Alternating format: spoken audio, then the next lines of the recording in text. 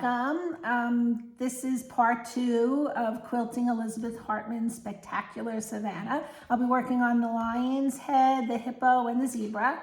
I will be using some variegated thread on the lion's mane, which I really thought brought in all the colors from the 2 stripes on his mane and the orange on his nose. I thought that worked out well.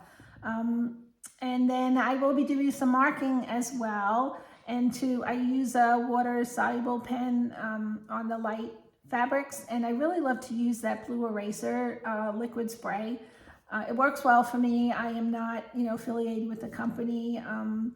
I will show the email address for that later on, and you will see me actually spraying the marks off, and you'll see how they disappear. It works really well. Nothing. The blue liquid from the pen doesn't seep into the back, which I have had that happen before. So this, there's no guarantee. You have to test your own fabric, but with me so far, it's worked great. So that's how I erase my marks. And let's get started. Let's get stitching. Oh, I will be doing the pebble designs, on the lion's face.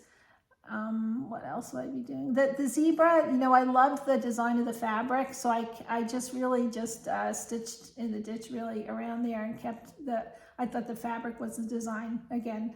So, and then I'll do the baby clams in the lion's black part of his nose, and in the zebra kind of gives that texture, that bumpiness, that some animals have on their nose.